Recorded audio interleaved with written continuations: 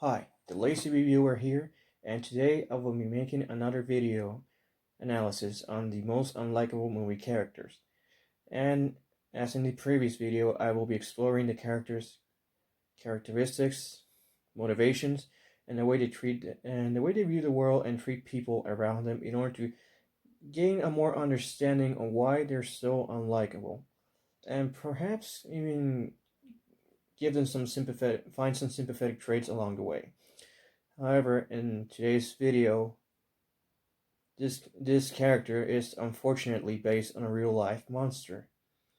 This is who is one of the most notorious serial killers to have ever existed. His name is Henry Lee Lucas, and the character is based on this disgusting person, played with frightening conviction by one of the most underrated character actors working today, Michael Rooker, who gives us a very who this film, this portrayal, did something that was quite unusual for its time. It's a film that completely focuses on the serial killer's perspective, so it doesn't have none of the cliches of the police investigating or point of view of the victims. This is all seen through the eyes of this psychopath. Before I start with the character analysis on the film's version of Henry, I'm gonna do a little background biography on the real life Henry Lee Lucas. So, here it is.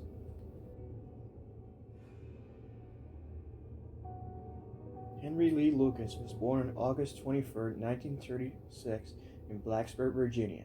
Raised by his mother, Viola Lucas, who was a prostitute, and his alcoholic father, Anderson Lucas.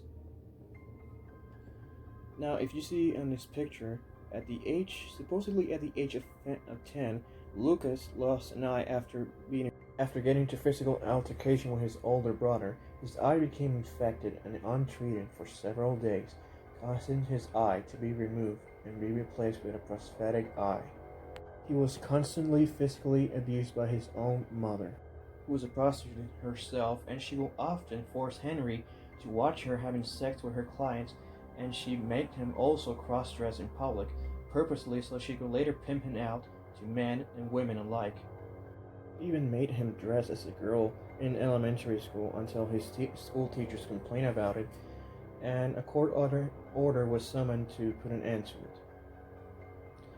In December of 1949, Lucas' alcoholic father died of hypothermia after going home drunk, and he collapsed outside at the front of his house in the middle of a blizzard. He died of hypothermia. And a few months later, Lucas dropped out of school and ran away from his home life, drifting around Virginia. It is supposedly claimed that in 1951 he committed his first murder, that of Laura Burnsley, after she refuses his sexual advances. Then, on June 10, he was convicted of the dozen counts of burglary around Richmond, Virginia, and was sentenced to 4 years in prison. He escaped in 1957, and after a 3-day manhunt, he was recaptured.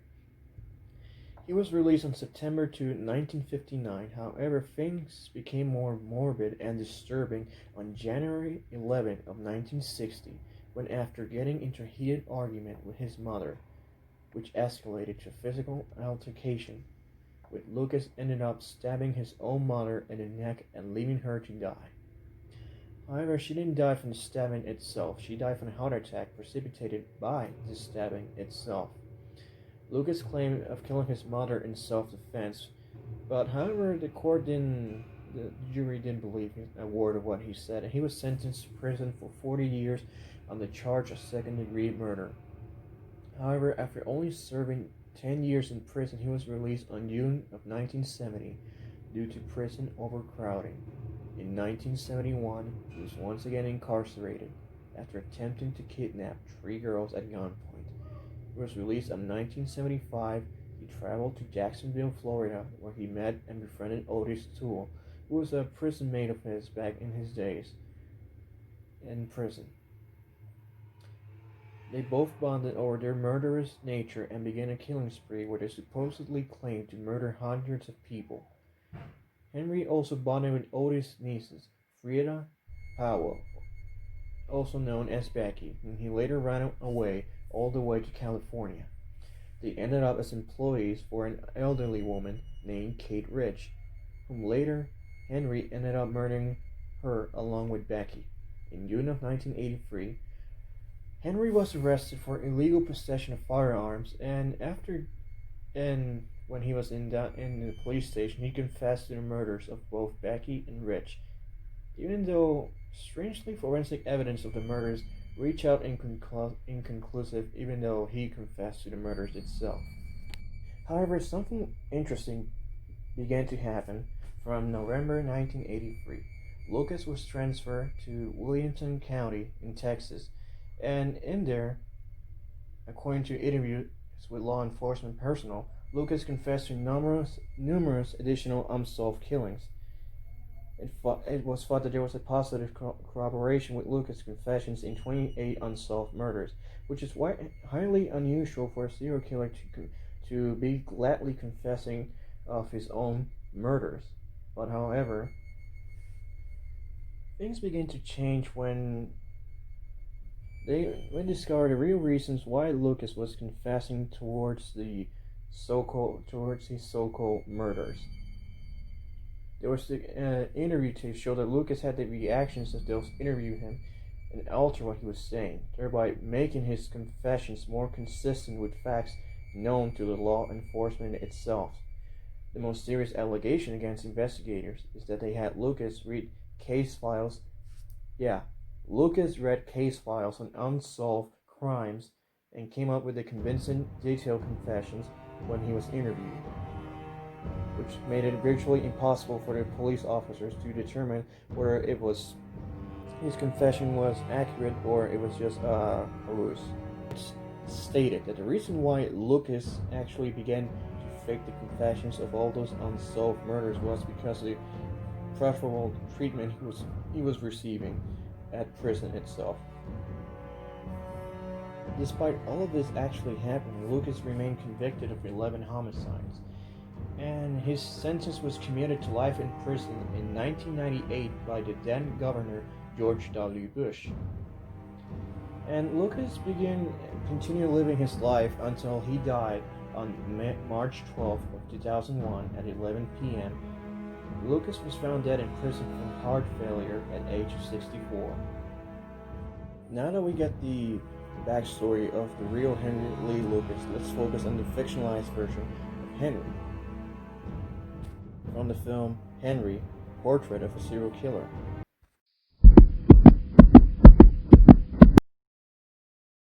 In my previous video about Connie Nigga's character analysis, Henry also portrayed some of the most common sociopathic character traits.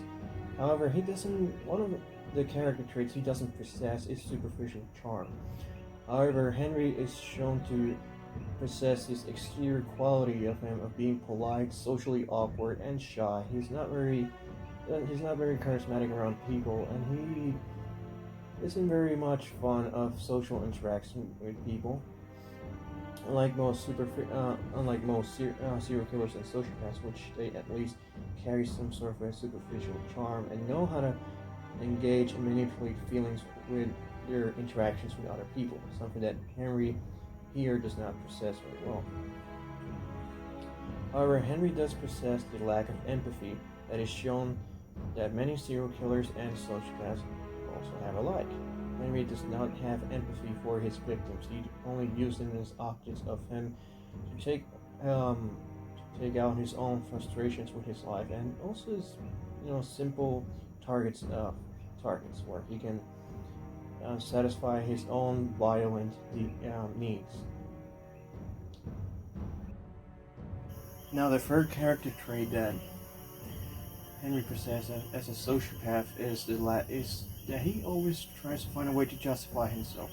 There's one instance, especially where after he kills 2 prostitutes in front of his friend Otis, Henry tries to find a way to explain his actions, his heinous actions towards Otis, and the only thing he can come up with is saying that this is the way the world works, that it's either them or us, as Henry states, showing us that Henry justifies it as a way of survival, but in reality, Henry's just doing it as a way to satisfy his own homicidal urges, carried on by traumatic childhood events. Another characteristic that Henry has is the fact that he has complete disregard for social norms and lacks responsibility due to his nomadic lifestyle. He doesn't have a place to stay. He is constantly on the run, switching from place to place. He doesn't. So it's implied, even both by his real life accounts and in film, that he doesn't have a stability when it comes about holding up jobs. So holding up jobs, which is a very common trait with sociopaths, they have complete disregard for social norms and lack any sort of responsibility in any remotely sense of the word. However, there's an interesting character trait that Henry has is that he's not a sexual deviant. Unlike his real-life counterpart, he is actually, on the contrary, he's shown to be very uncomfortable with sexual violence. Well, as a matter of fact, with anything related to sex, to be more specific, as sex reminds him of his childhood traumas with his mother, who I remember I told that his mother was a prostitute and forced him to watch her having sex with other people, and also forced him to dress as a girl. So I wouldn't blame the guy in that part if he's traumatized by sex at all. And he also is very disgusted by his partner in crime Otis' actions, especially since he's more of a sexual deviant, and he tries to several times try to take advantage of his own sister. Something that Henry is completely disgusted by and threatens Otis several times throughout the film because he doesn't stand that kind of thing, which is ironic because Henry is a heartless psychopath who is willing to who murders men, women, and children, but yet he won't stand for sexual deviance.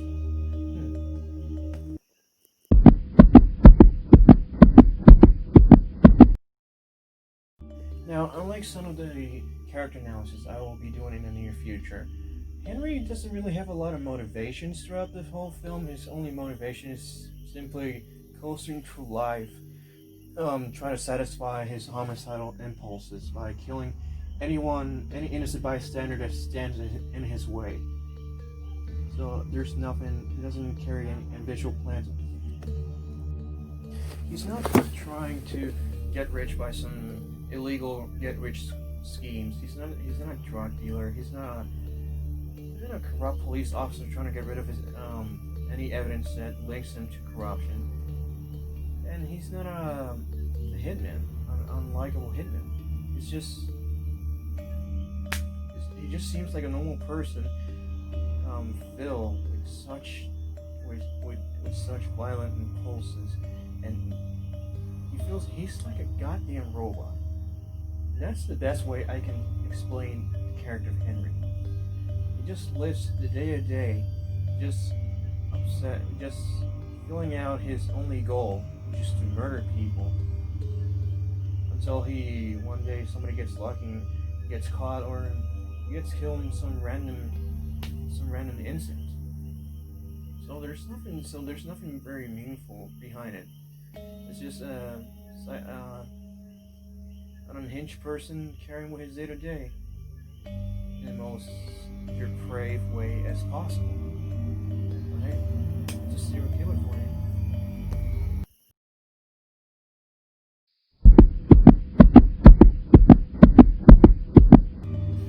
Finally, how he views the world and how he treats people.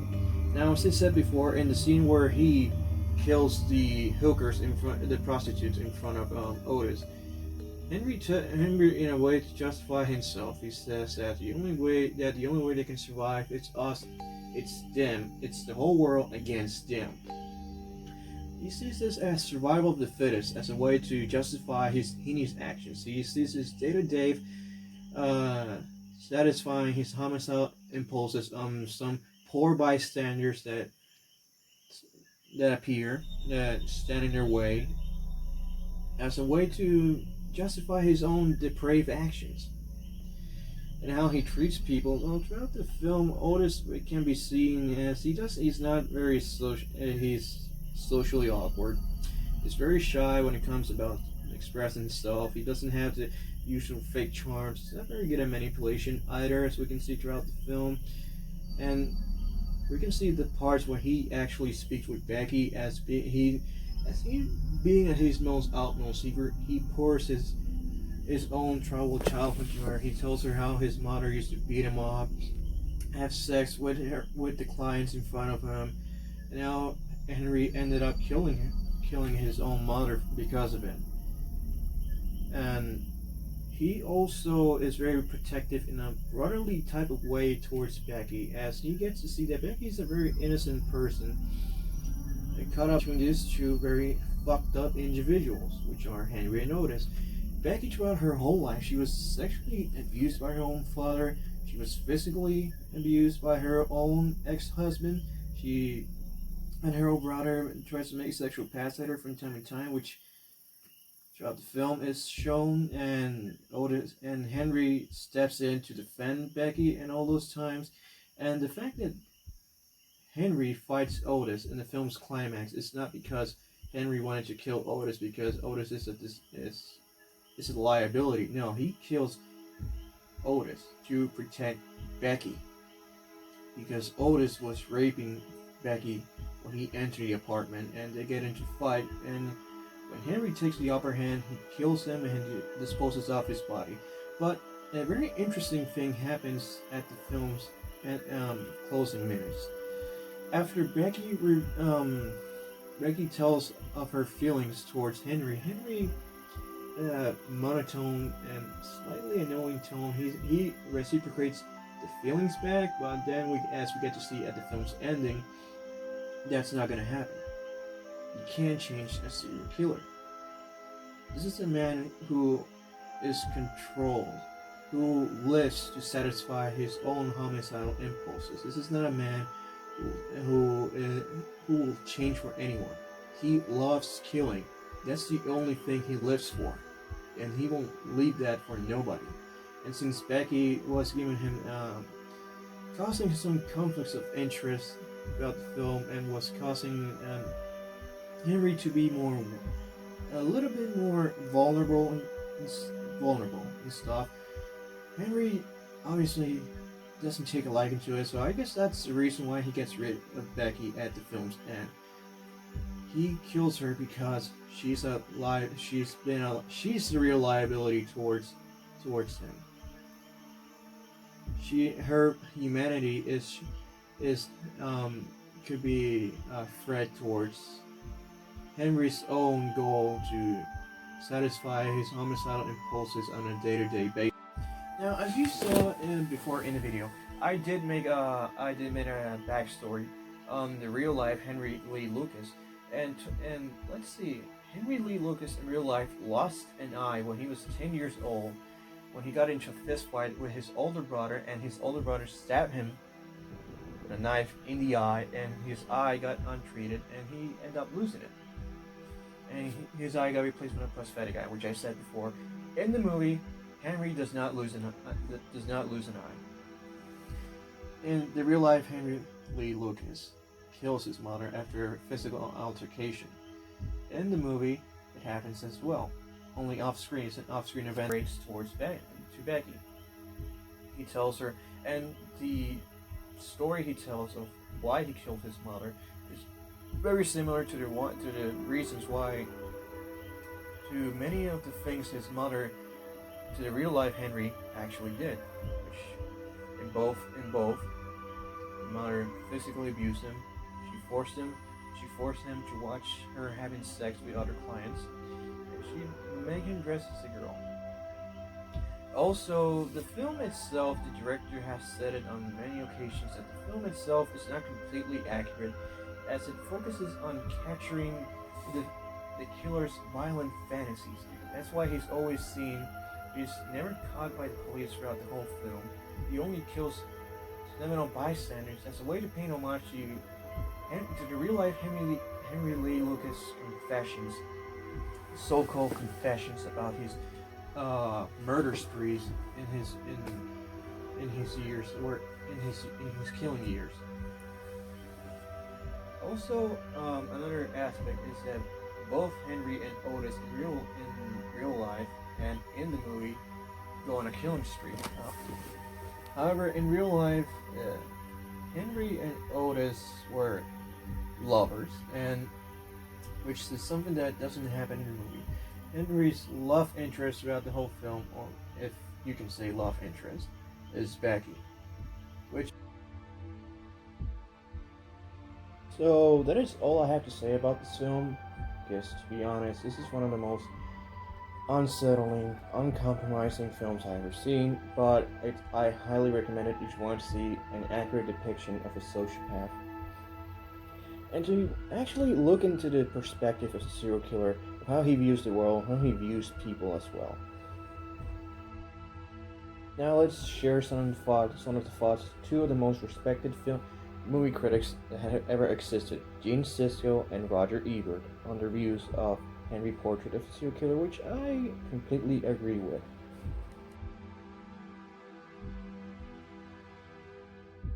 There's a sequence when Otis kicks in a television set.